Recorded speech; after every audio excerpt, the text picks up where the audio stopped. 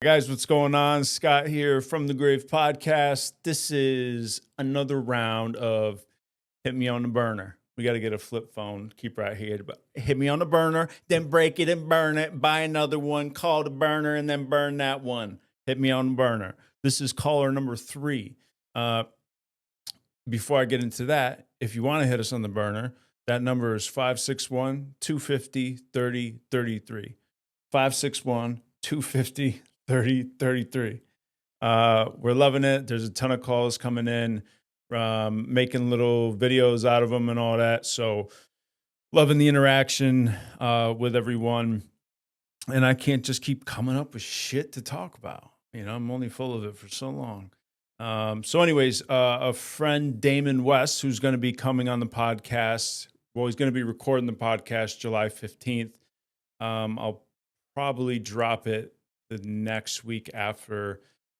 Regardless, he called in and we're going to play his question right now. He called the burner and then he broke it and burnt it. This is it. Hey, Scott, this is Damon West, man, also known as the Coffee Bean Guy. Looking forward to coming on your show in July. Had a question for you, too, by the way. I had a question for you. If you had a company that was hiring people and you wanted to hire people that had substance abuse issues in the past, maybe had been to prison, would a requirement for their employment be that they have a program recovery? Doesn't have to be a 12-step like mine, but would your requirement be that they have to have a 12-step program recovery to work for you if they're an addict who is trying to stay sober and you want to employ them? Love to hear your thoughts on that. See you soon, brother. Damon, thanks for the question. Good question. Deep question. Never even considered this before. I will say this before I even get into my answer. What I have learned is that a truly recovering or recovered drug addict, alcoholic that's working a program of recovery, be it, straight source to God, 12-step, whatever, will be the best employee you ever have.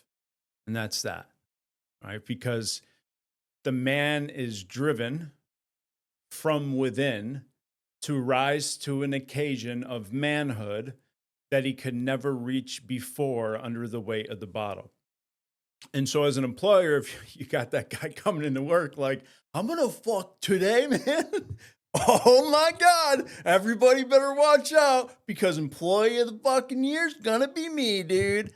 I'm like, yeah, come on in, dude. How much money you want? Minimum wage because you went to prison. No one likes you. I'm joking. You're going to be great. Jesus, dude. What's my motivation here? It's funny because I do interview and I do hire. Now, I mean, as an employer, right, not to get too nuanced with your question, certainly I can't just ask people, hey, like, you in recovery and are you doing fucking anything about it? I would love to be able to actually ask that. I love how Shadow's just kicking her hair. But we can't, right? So, I mean, listen, we know as people in recovery, not that, having a type of program makes me or any of us better than anyone else. We were driven to a way of life, meaning a principled, purposeful, meaning way of life through destruction. So it's by no virtue, right, that we're living this way.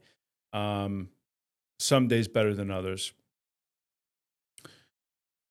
I think I wish everyone could get smacked in the face of the demolition that the 12 steps can do on the ego that's keeping you living in falsehood and just bondage of self, dissension, discord, anger, all that shit, man. That stuff, people live a whole lifetime without that ever being truly addressed.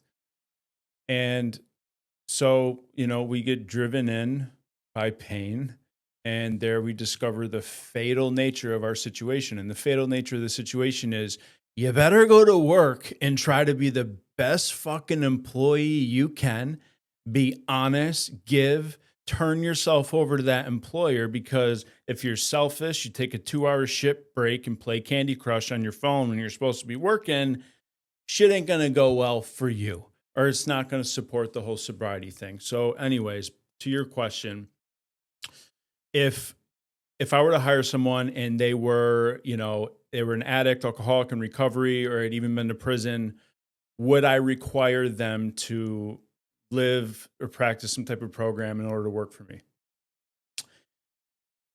There was a time in my life where I would have said yes. And that would have been my first few years that I was sober in my early 20s in New York. I was sober like the ass end of 3.5, 4 years, went back out. And I was very rah, 12 step and just very amateur eyed in the terms of the bleeding deacon versus the elder statesman type thing. One who hasn't really been humbled by how many nuances life has to show up. And so I think, I would have been like, yeah, man, like a recovered alcoholic will be the best employee. Will he perhaps, like, he's been to prison, violently hurt one of his employees and your company will be in the news and you lose everything? Yeah, but fucking, if he doesn't do that, man, is going to go great. I would have been egocentric around the principles of the 12 steps and, how I seek to understand others rather than to be understood. And I would have used, without realizing it, all this beautiful spiritual knowledge that should refine and promote humility in a person. I would have used it as spiritual pride. And I didn't know it, man. I didn't know it. And it was killing me. And I wasn't a great employee, I wasn't a great employee. Now, I would say, no, I wouldn't require that of him. I would want that for that person. But today, I have enough faith in the love of God and how he shows up in the human heart that it is none of my business to require a man to do any type of performance that I think be necessary for him right now in that manner, past what he's coming into the job for. Maybe I'm getting a little like, too specific in the question, and I hope I'm not missing the point, but I've just gotten to a place in my life, man, where like he's on his path.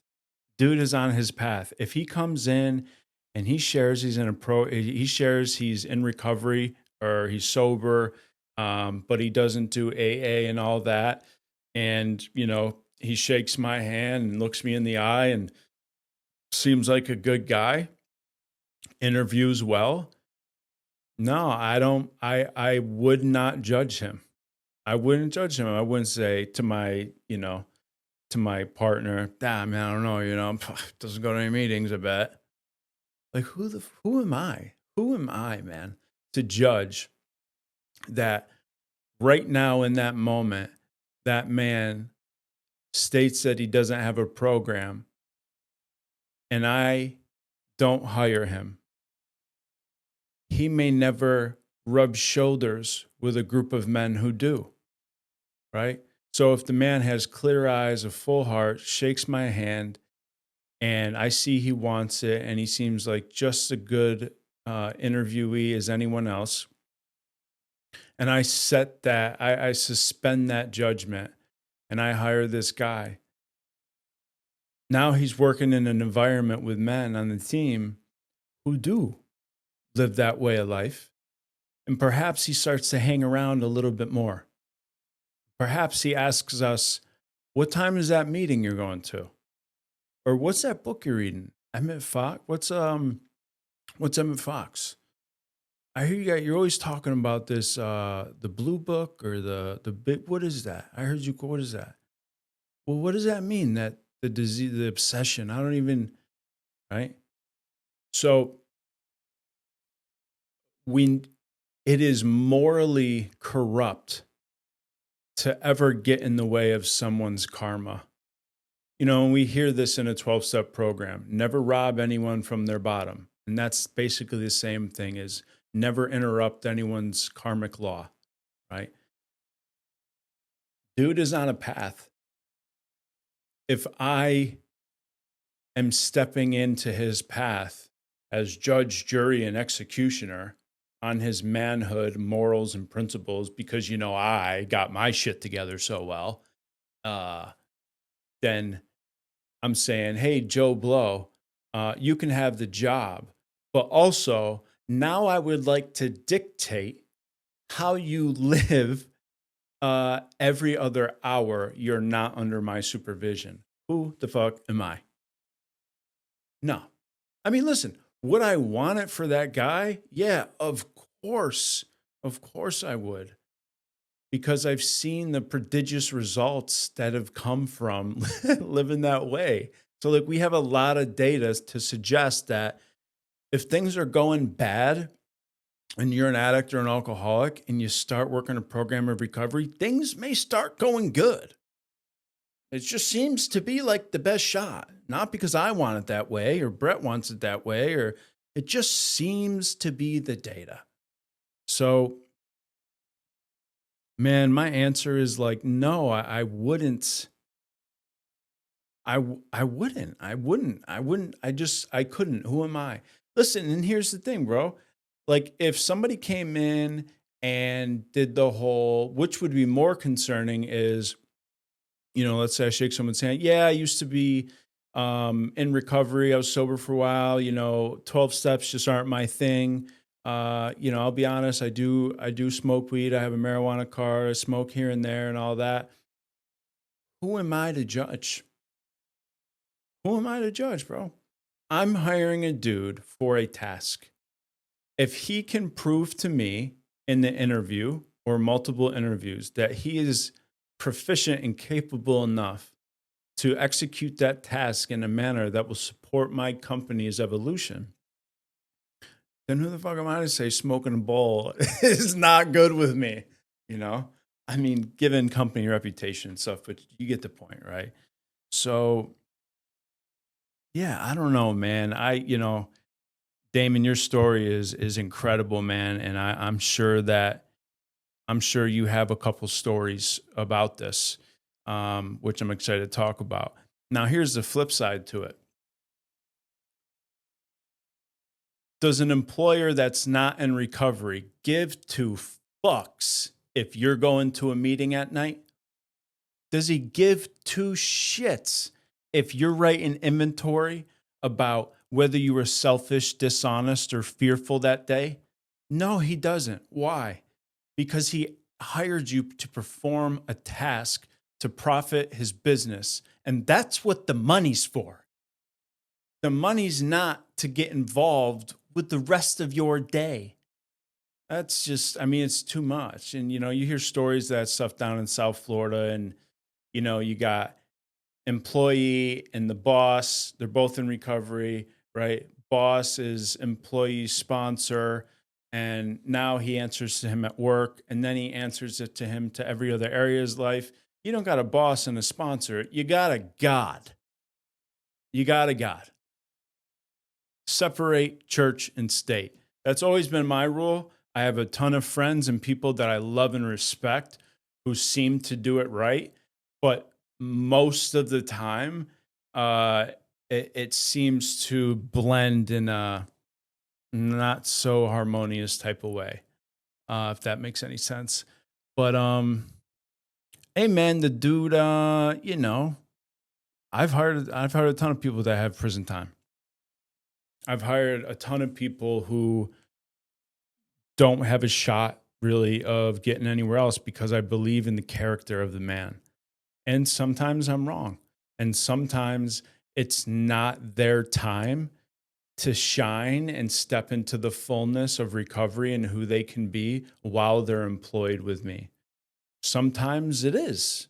And the company does get to enjoy the collateral beauty of that. Check out the blog on Substack, Collateral Beauty, right? Sometimes that does happen. But again, no rhyme, no reason that I have is greater or more influential than the rhythm of God.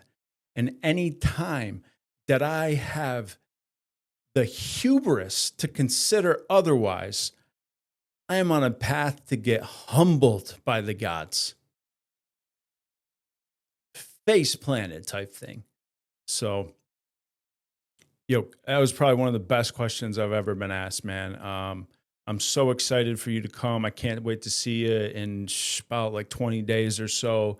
Guys, heads up for at least a 2-hour plus podcast because we're gonna have some fun. So, Damon West, I appreciate you, brother. Thank you for calling on the burner, breaking your phone, burning right after. Spread the message. If you want to call in and leave a comment, question, something you want talked about, hit us on the burner. 561-250-3033. 561-250-3033. Peace.